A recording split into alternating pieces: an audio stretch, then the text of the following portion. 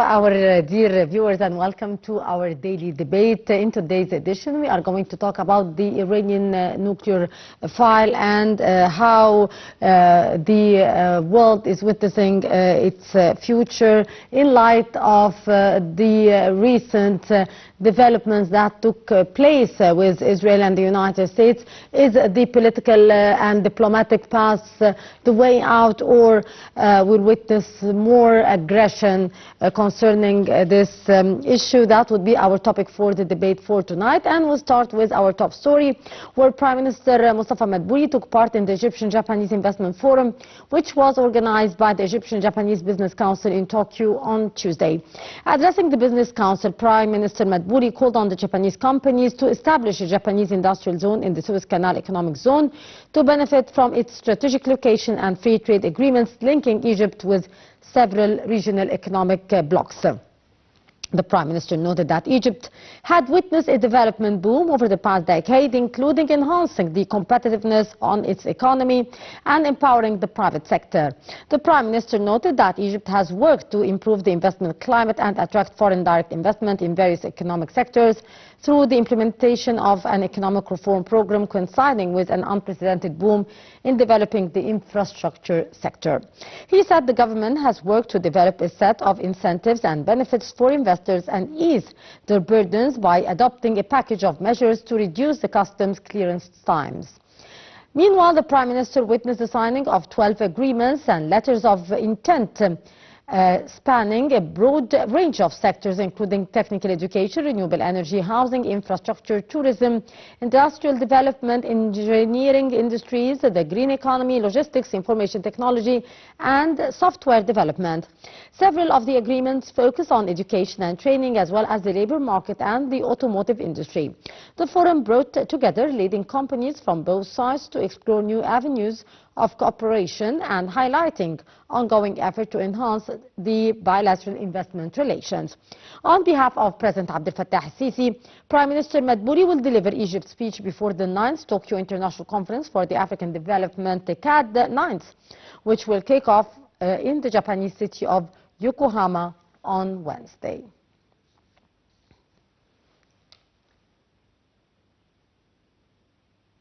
And to shed light on the issue, we are very much delighted to be joined over the phone by Dr. Mongy Badr, former plenipotentiary minister. Minister Badr, good evening, sir. Good evening for you and your viewers. Thank you so much for joining us. My honor and pleasure. Dr. Badr, a very important business council took place in the Japanese capital, Tokyo, with the participation of Prime Minister Dr. Mustafa Madbouli. During the session, the Prime Minister called on the Japanese companies to establish a Japanese industrial zone in the Suez Canal Economic Zone to benefit from its strategic location and the free trade agreements linking Egypt with several regional economic blocs. How do you see the significance of such an economic economic forum and business council between Egypt and Japan, and Egypt's participation with the Prime Minister representing the country? Yeah, in fact, let me divide my intervention with you in two major points. The first point, Egypt-Japan Investment Forum, and the second point, it's the participation of His Excellency Dr. Madbouli on behalf of His Excellency Mr. President on TICAD 9. So in few words, let me summarize what happened today in Tokyo. During the Egypt-Japan Investment Forum and the Business Council meeting in Tokyo, 12 agreements and the MOUs were signed between the two countries in key sector. Let me summarize this sector in 5 points. Number 1, education and training. Partnership with Japan, Ministry of Education, and the companies like Casio, Sprix, and Yamaha. And these companies, it's a very big country, very big companies in Japan. And also, this MOUs focus on new science, math, and music in Egyptian school. Also, Egyptian teacher will be trained in Japan and links between Japan and the Egyptian universities. So it's a concentration on education. The second sector, it's a green economy and renewable energy project on green hydrogen and green ammonia in Egyptian port, and this port will be on the Red Sea and the Mediterranean Sea. Cooperation in solar power, desalination, and energy efficiency technologies. As you see, and your viewers, it's a very advanced technology. Third sector, industry and the technology, agreement with Toyota to support local manufacturing and the supply chain. Also collaboration in AI, I mean artificial intelligence, and digital transformation for industrial service. Also, there are another agreement on trade and investment and the culture and the tourism. Let me shed more light, if you wish, about the conclusion of this agreement. This agreement highlighted Japan's focus on education as a driver of development, green economy project, and long-term industrial technological cooperation with Egypt. Let me shed more light about trade exchange between Egypt and Japan. It reached around 1.3 billion on annual basis. For Japanese investment in Egypt, in fact, it's I speak about the cumulative total indicate approximately $3 billion, a long-term pilot. But if I'm going to talk about annual new investment from Japan in Egypt, it's between 70 to 75 million dollars. If we still have more time, let me shed more light about participation in TICAD 9 on Yokohama. Yes, it's a different city. Yes, and it will take place tomorrow. Yes, it will be from 20 to 22 of August in Yokohama, and I think His Excellency Prime Minister is going to deliver a speech on the opening session. This Tokyo International Conference on African Development, this abbreviation is TICAD, is Japan's main platform for cooperation with Africa, and the Egypt participation this year carries three key dimensions. Let me summarize these three dimensions. The first dimension, it's the African dimension.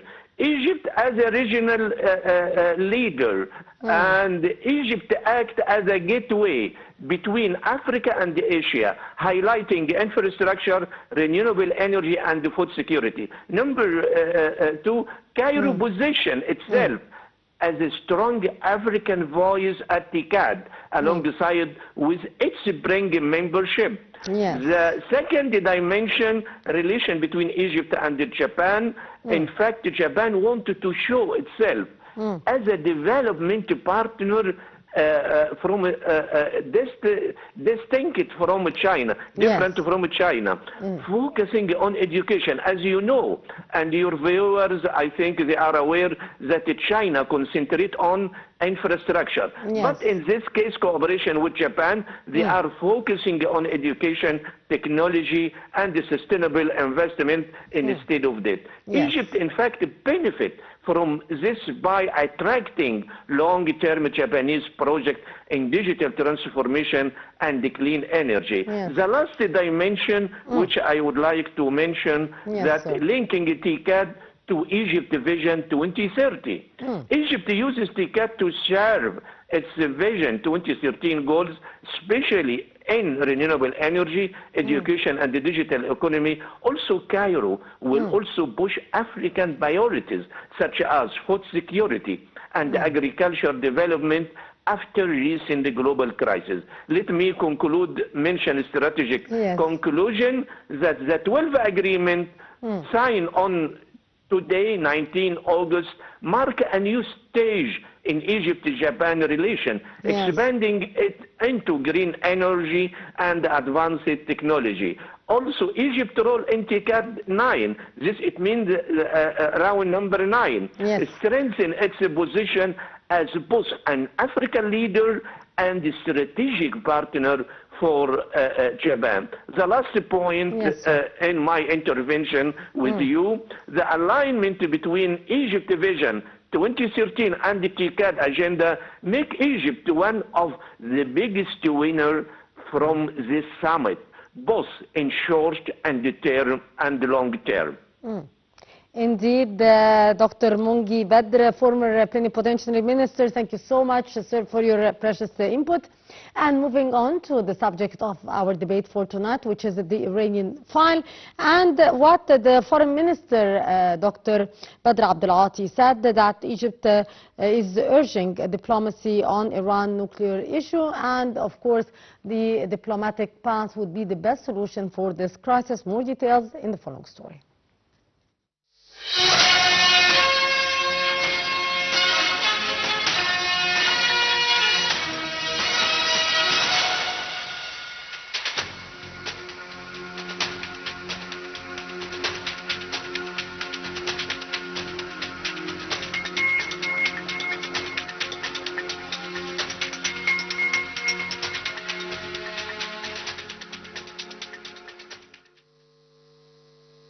As part of Egypt's ongoing diplomatic efforts to support de-escalation, peaceful solutions and negotiations on Iran's nuclear file, Minister of Foreign Affairs, Immigration and Egyptian Expatriates Affairs Badr Abdelati held two separate phone calls with his Iranian counterpart, Abbas Araghchi, and Director General of the International Atomic Energy Agency, IAEA, Rafael Grossi. During his conversation with the Iranian Foreign Minister, Abdelati stressed the importance of adhering to diplomatic frameworks and resuming full cooperation with the IAEA as an essential way for building mutual trust and creating conditions for regional security and stability. He stressed that all steps are vital for rebuilding mutual trust and fostering an environment conducive to regional security and stability. In his call with the IAEA Director General, Mr. Abdelati discussed recent developments concerning the Iranian nuclear file. Grossi briefed Abdelati on the outcome of the IAEA Deputy Director General's recent visit to Tehran, including ways to restore trust between the agency and Iran and resume their cooperation. The two sides also discussed strengthening collaboration in peaceful uses of nuclear energy between the IAEA and countries in the region, highlighting the agency's important role in promoting regional and international peace and security. The top diplomat urged diplomatic solution to the Iranian nuclear issue and the importance of solidifying the ceasefire between Iran and Israel. He expressed Egypt's full support for the IAEA's role within the verification system of the Non-Proliferation Treaty NPT and affirmed that Egypt places great importance on preserving credibility of the NPT as a cornerstone of the non-proliferation system and looked forward to continued cooperation with the agency. For his part, Grossi praised Egypt's pivotal role in supporting regional security and stability. The minister commended Cairo's ongoing efforts and pivotal role to de-escalate tensions in the region and solidify the ceasefire, which would allow for the resumption of negotiations between the two sides. Grossi also praised the results of his visit to Cairo earlier in the month and expressed his appreciation for meeting with President Abdel Fattah el-Sisi. The IAEA chief noted the President's firm support for reaching a peaceful settlement of the Iranian nuclear file, backing the non-proliferation system and establishing a zone free of nuclear weapons and other weapons of mass destruction in the Middle East. The two also explored expanding cooperation in the peaceful uses of nuclear energy in a way that supports regional and international security. The calls came ahead of technical talks between Iran and the IAEA in Tehran. On the 2nd of June, Iran, Egypt and the UN officials met in Cairo after the IAEA reported Iran's growing enriched uranium stock. During the Oslo Forum, Minister Abdelati met with Omani and Iranian counterparts to reaffirm support for ongoing US-Iran talks and emphasize dialogue over military action.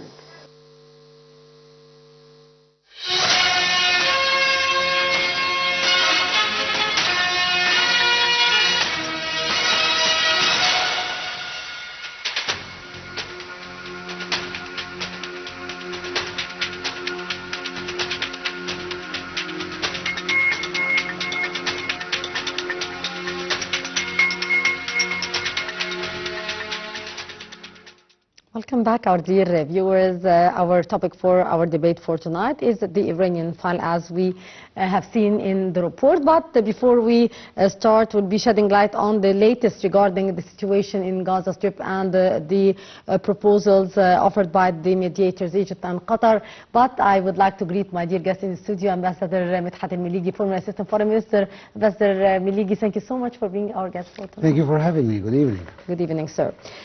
Sir, Hamas has agreed to a 60-day ceasefire proposal with the Israelis that includes the return of half of the hostages held in the Gaza Strip and the Israelis' release of some Palestinian detainees. Senior Hamas official said the news and confirmed the approval on one of the social media, and it was announced earlier today, and waiting for the response from the Israeli side. How, sir, do you see this proposal, which was proposed by the mediators, Egypt and Qatar, and we have seen earlier today Qatar announcing also the same news earlier today? Do you expect a ceasefire to reveal, or we are expecting to see more escalation, and as the Israelis were threatening to have land invasion in the future if a ceasefire did not take place? Well, let's say that this is what we call a déjà vu. We've seen and we've heard about many proposals, whether it's from Egypt alone or Egypt and Qatar, even the United States. I mean, there were the table is full of initiatives and proposals in front of us. What actually the only obstacle that we have always had is the refusal of Israel, and actually sometimes the sabotage of Israel to any peace plan. So this is the first thing to see in this, and we all hope that this one will see the light. Having said that, it's very important to know and to, as we say, to make it clear in front of our viewers that it's the United States is the only power who can guarantee that this will really see the light of the day, because Israel lack a real political power to go into any kind of peace process. The idea of Israel is just to try to ease the situation in the internal front. As we've seen many demonstrations in Israel, for the first time we are seeing even Israelis calling their government committing war crimes, which is unprecedented in the Israeli history. But at the same time, nothing is pressuring Israel to do so except the United States when it wants to see it. We all remember that President Trump, even before assuming power, he said by the 20th of January, I want a ceasefire and a swap of hostages and prisoners. And this is what really happened when he had the political will of doing so. After that, things are starting to decline a little bit, and President Trump is leaving everything to the hands of the Israelis and what they see fit according to the position. Israel from its side, and this extreme right government, has no choice but to continue and to raise the bar higher and higher and to create more wars. Which is the case now. Which is actually what we are seeing.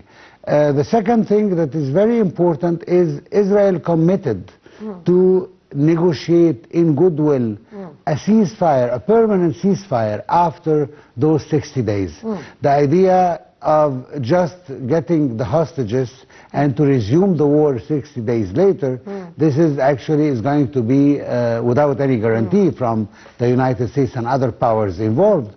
This is going to represent a real setback for Hamas, who only had this issue is to discuss a long-term peace process and the withdrawal of Israeli forces from the Gaza Strip, especially that there have been a lot of voices talking from inside of Israel that we have to reoccupy once again Gaza, and not just to reoccupy it and seize it, but also to start new colonies, just like they're doing on the West Bank. And this is the real obstacle that I see in front of applying this. Having said that, although all the light seems, I mean, that we have a green light for this proposal to see the light, but I won't believe it until I see it. Because I know that Israel main objective is to try to squeeze the Palestinians as much as it could. Yes.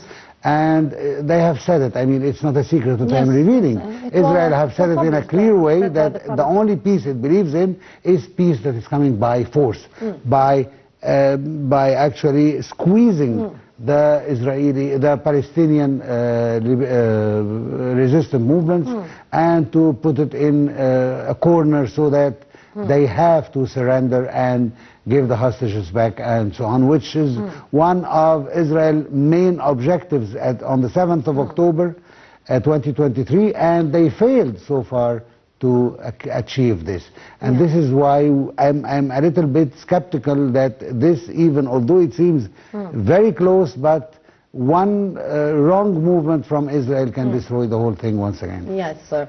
But still, as we are saying that Israel did not respond yet to this proposal, which was approved by Hamas, do we expect that Israel will accept this 60 days of ceasefire if Hamas did not disarm, as the Israelis are saying all the time? I will tell you my vision about this. I think that we will receive until Israel most probably will accept, and will receive the first batch of prisoners and the bodies of those who passed away.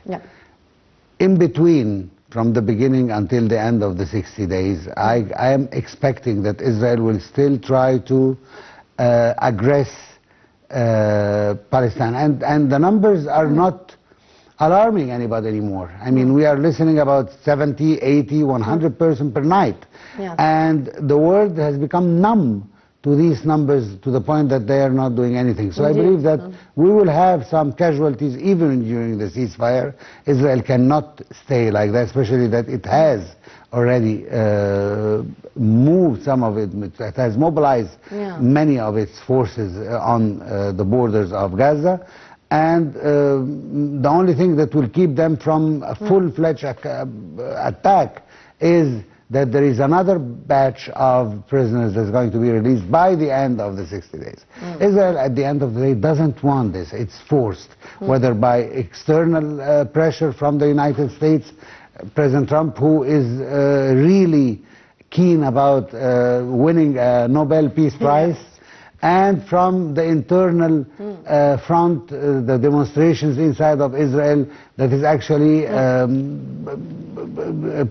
putting obstacle in the smooth going of this extreme right government. So Israel is forced now to accept this ceasefire, but not willingly, and it will try to find an excuse to get away from that obligation. And of course, as usual, we are going to throw the whole setback on Hamas. This is the usual, and resume the attacks again. And it's very easy. I mean, we've seen since the 7th of October that anything whatsoever happening, it's always Hamas, as they call it, and this is the only reason. And the only reason, I mean, that Israel do not admit even once doing any mistakes. I mean, after killing over 60,000 persons, injuring the double of this number, and children death, and women, and elderly, and all this, and still they have to call it self-defense, and they have to call any destruction of almost 80% of all what was once a civil life in Gaza, Hamas problem. Everything is always Hamas, and this is a ready-made excuse for them. Unfortunately, and we will wait and see and hope this truce would take place, and the end of the starvation taking place in the Gaza Strip. Definitely, I mean, this is the worst part of the war. Yes, indeed. And moving on to our main topic for discussion for tonight, Mr. Ambassador, which is the Iranian file. Sir, could you shed light about the effort exerted by Egypt and Egyptian diplomacy under President Sisi to support the regional de-escalation and to resume the negotiation on the Iranian nuclear file after the 12-day war between Israel and Iran due to the Iranian, as I mentioned, non-peaceful development and enrichment of the uranium? Well, Let me put it this way. First of all, I mean, I have to put this and highlight this point, that although our relations with Iran were not the best, Of course. and we all know why ever since Egypt have hosted the Shah of Iran here, and it's like it has created in Iran a devil concerning anything that Egypt is doing. Nevertheless, Egypt, because it's a country that has a history, because it's a peaceful country, because it's a country that knows what does international law means, what does obligation means. Egypt assumed its role as a pivotal force in the Middle East, that it has to help with this file to calm down so that we wouldn't reach a point of no return, especially that we've seen how Israel backed, and not just backed, and collaborated even with the United States. That They destroyed attacked the nuclear facilities. they in attacked the Iran? nuclear facilities of Iran, and according to Mr. Trump, they have put aside for a long period of time the nuclear program of Iran. Having said that, Iran couldn't see any power in the region that it could ask for its mediation than Egypt. Egypt have tried, and I think we have also, even one of the things which was the most, the biggest obstacle is the street where the Egyptian embassy lies, which was called on the name of the killer of President Sadat, and this recently have been changed according to the media. It has been changed to Hassan Nasrallah Street. What I want to say here is that Egypt tried and is mediating between the two sides. And let me say a point here. I believe that the approaches are always either coming from Iran or Europe or the United States. But I think that the organization or the entity that should have the main word in all this is the International Atomic Energy Agency. Because this is the agency that can say if Iran is honoring its obligation or not. And based on the assumptions and the declarations of the organization, then the world can start dealing with Iran as such. But the idea is to start the negotiations from the side of the United States or from the tripartite Germany, France, and the UK with Iran. This is, in my point of view, is wrong, because you are not an international entity. The international entity, which is the IAEA, is the body that is supposed to state exactly how Iran is coping with its provisions. And according to this, if this organization, if this agency, if this entity, the international entity that represents the conscience of the world regarding any atomic energy activity, is saying that Iran is not complying with the regulations at this moment only, then whether the West or the United States can step in. Before that, nobody is entitled to do so. However, as we know that now we are in the era of the law of force and not the force of the law, and accordingly the United States, which have previously withdrawn from the accord that were going very well with Iran during the first presidency of Mr. Trump, now wants to resume on new condition, of course, much higher. The idea of preventing Iran of having any nuclear, peaceful nuclear program is a little bit of a tyranny from the European and from the Western side in general. Why? Because every country is entitled to develop its nuclear capacity as long as it is peaceful and as long as it's abiding by the international regulations as stipulated by the agency. If not, then at this moment we can all step in and we can all take measures against Iran.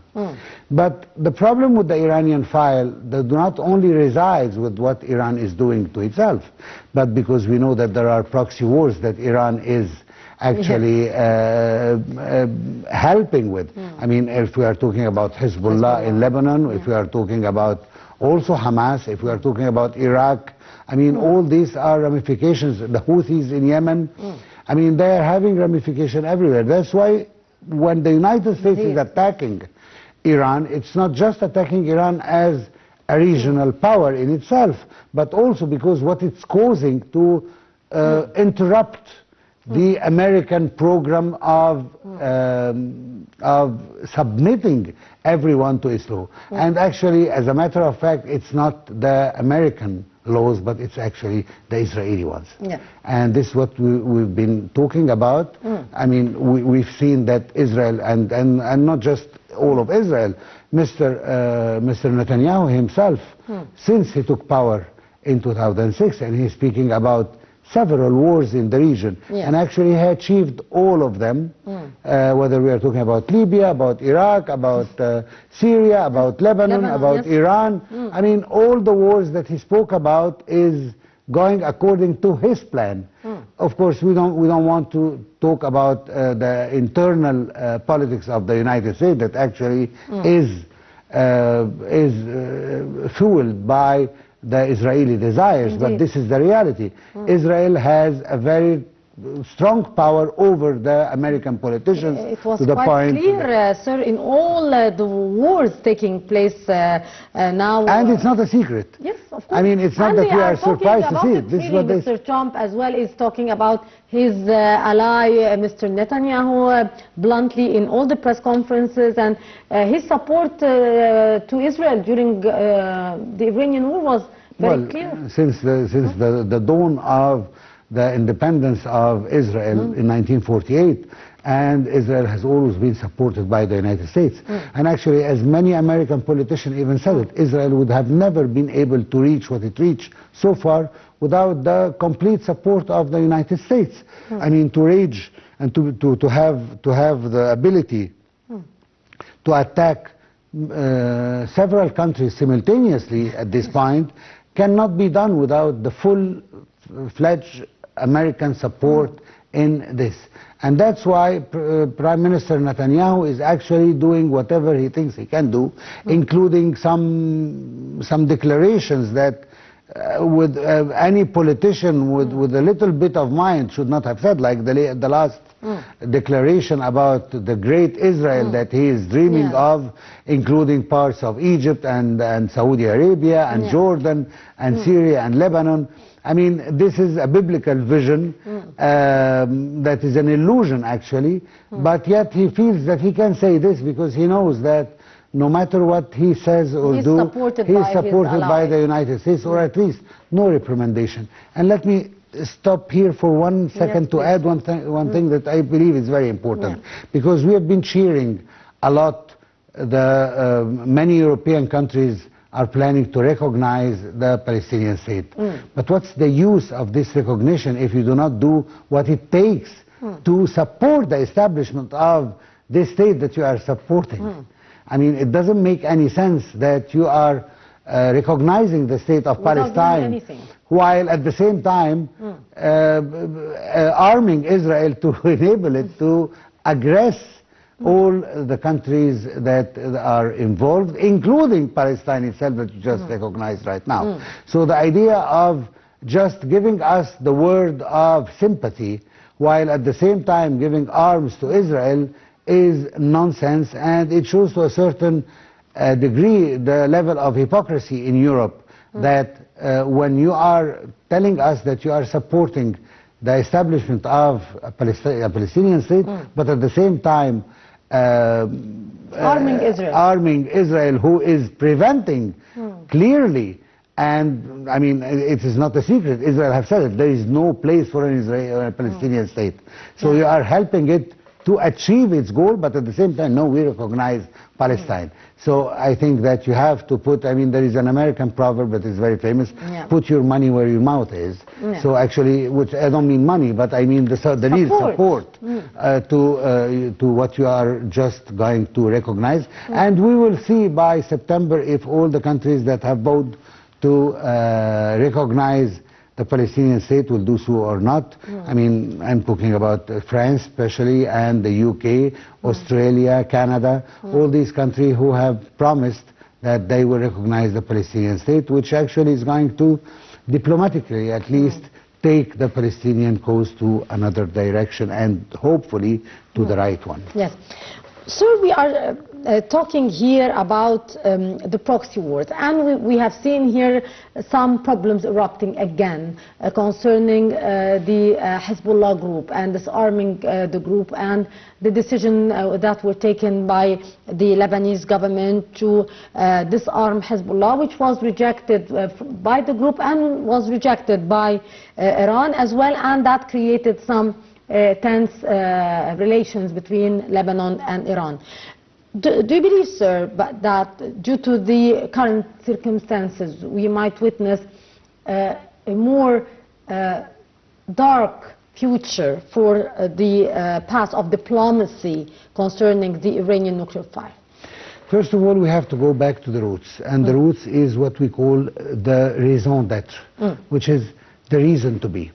Why do we have Hezbollah, whether it's supported by Iran or by any other power or anything of the sort? Because we have occupation. So the main problem and the root cause is the occupation. If disarming Hezbollah is going to be simultaneous with the full withdrawal of the Israeli forces from Lebanon and drawing a line, a frontier, a clear frontier between Israel and Lebanon, I think there is no raison d'être for the Hezbollah to be there, because what are you exactly going to liberate?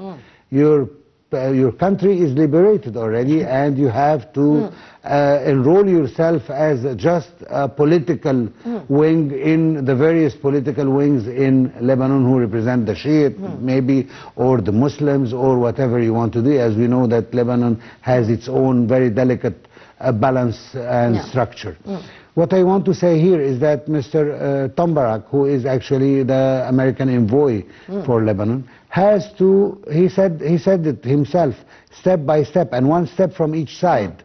So we are also expecting to know what is the Israeli step that is expected to be, and whether Israel is going to honor it or not. We have a long and extremely sad history with Israel when it comes to promises and to... very sad, actually. Exactly. So is Israel going to comply? Is Israel going to withdraw, or is going to say, no, I have the right to protect myself by keeping few points here inside of Lebanon? This is unacceptable, and this will actually withdraw the reason why Hezbollah should be abolished. Actually, Hezbollah should then stay to defend the Lebanese territory that is being occupied. So this is, in short, the idea. But of course, we do not deal with things the way they are. There is a strong pressure on the Lebanese government. The Lebanese government needs a lot of aid, and the United States have the tab to open or close the aid, and accordingly the Lebanese have to accept. And let's not forget that also Hezbollah, because it's a kind of militia, armed militia, also is, while the Lebanese army is not as strong and powerful as it should be, so that's why they are squeezing a little bit the arm of the Lebanese government. Will this lead to an internal confrontation? I think that if the Lebanese government insists of disarming Hezbollah while there is no real pressure on Israel to comply with its own conditions, then I think this might erupt as part of an internal civil war, especially that the last civil war is quite recent, actually, so they are known for this. So it's a very delicate balance, and I think that the United States, since they chose to play the role of a mediator, to show us other steps from the side of Israel to be able to convince Hezbollah that there is no need for your weaponry here, there is no need for you. And actually, let's be honest, I mean, any kind of country that has more than one army is a country doomed to have a sad episode in its own internal affairs. Indeed, sir.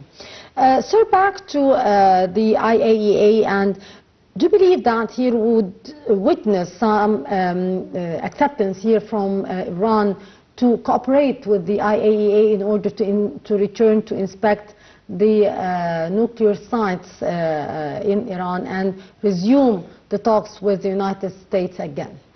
Well, let's be clear. I mean, Iran was complying totally with the IAEA. It wasn't to full satisfaction, and this is what the IAEA said it before the last war took place. But it did not reach, never, it reached the level of saying that Iran is pursuing goals that we are unaware of and that it needs to be halted or any action to be taken against it. Never the agency have said something like that. So what I think is that the minute that we are going to reach any kind of agreement at this point and that the IAEA will take power in its own hands, only at this moment we can start saying that Iran is either complying or not complying. We cannot be the judge.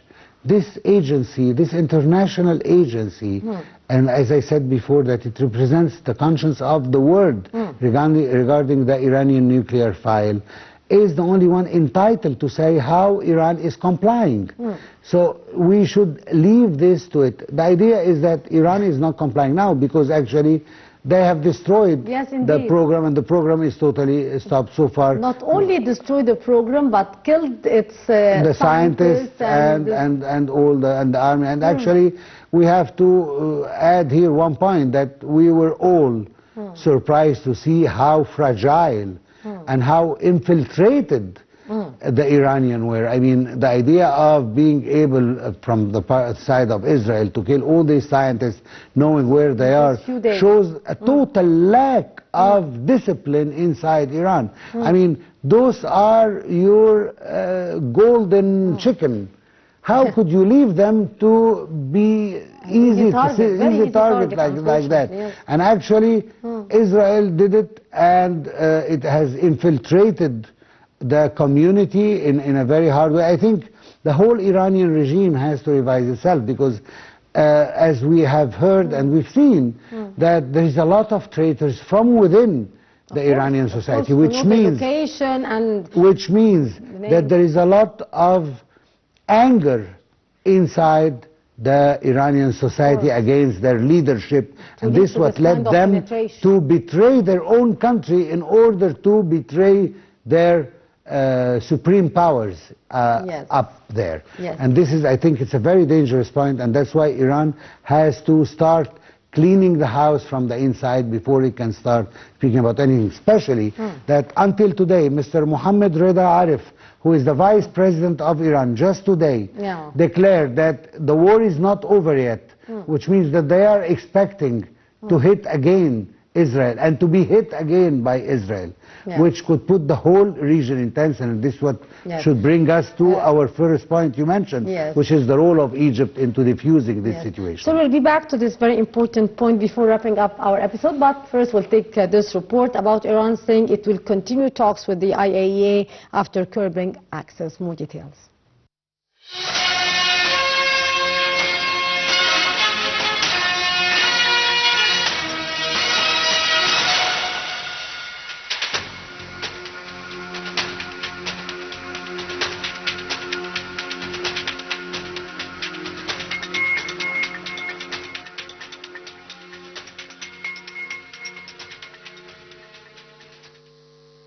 Iran said it would continue talks with the UN nuclear watchdog, and the two sides would probably have another round of negotiations in the coming days.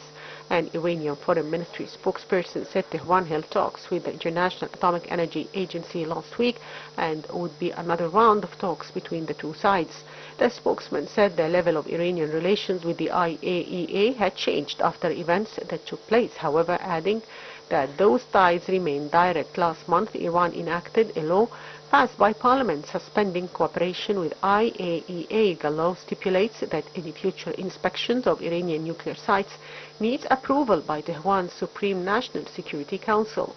Tehran has accused the IAEA of effectively paving the way for the Israel-US attacks with a report on the 31st of May that led the IAEA's 35-nation Board of Governors to declare Iran's breach of its non-proliferation obligations.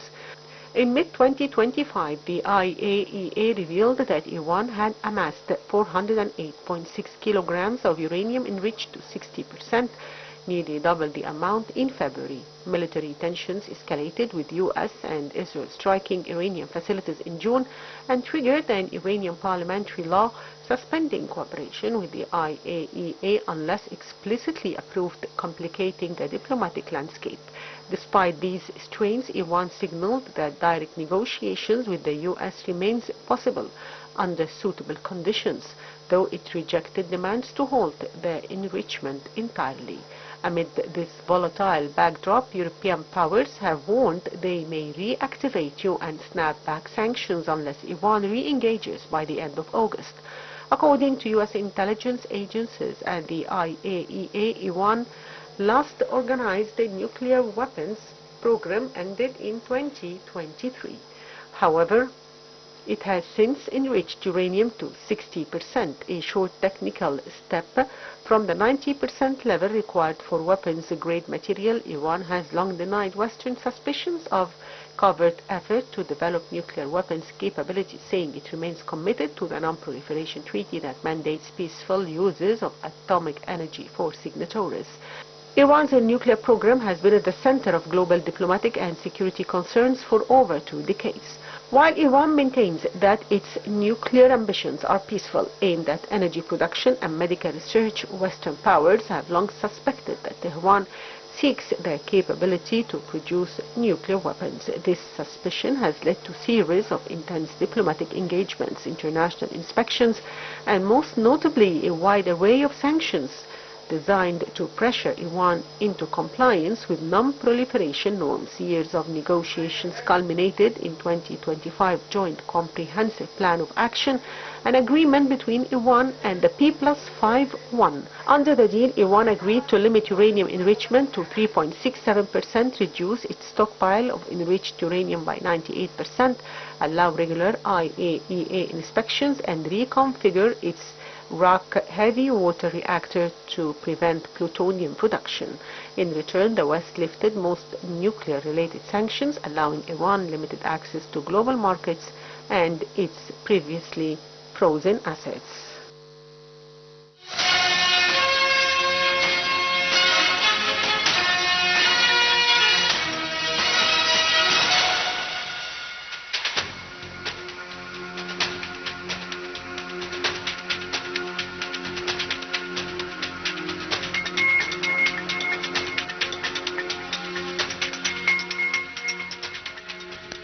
Welcome back, and to wrap up our episode, Ambassador Miligi, the expected war, if Iran said that they are expecting a war again or a confrontation with Israel, do you expect here that the diplomacy is ending its role with the stance from Israel and the United States regarding Iran? Well, I think that we have to put things into perspective. If Prime Minister Netanyahu is going to stay in power for some time more, I think the possibility of renewing the war on Iran is there, especially that Iran has no intention of backing up when it comes to its nuclear program. And it said it actually that I'm going to resume as soon as I can start. It has moved, as we have known, the enriched uranium somewhere else before being attacked. And this uranium can be re-enriched once again if they can resume. Let's not forget that there have been some substantial deals and negotiations between the Iranian and the Russians and the Chinese, which is empowering a little bit Iran, and even the Russian President Putin himself said it, that Russia will not stand still this time if Iran is attacked. But I believe that until Prime Minister Netanyahu is 100% sure that Iran cannot resume its capacity, its nuclear capabilities, I think that he will try to resume the war. And for him it's very easy, because he can demand, and being actually accepted by the United States, he can demand anything, including hitting Iran once again. President Trump said that he is the closest and the strongest ally of Israel since the beginning of history. So there is nothing new there. So it all will derive from the political will. And the idea of demonize Iran and projecting it as a country that is causing chaos in the Middle East is easy to prepare the scene for another war with Iran. So it all comes from Israel, but for the time being, Israel is more focused on its internal affairs than to be able to wage a new war on Iran. Indeed, Ambassador Medhat Al-Meligi, former Assistant Foreign Minister, always a pleasure to have you with us. It was a real pleasure, sir. Thank you so much for your input. Thank you for having me. Our dear viewers, with that we come to the end of this edition of our daily debate. Many thanks for watching.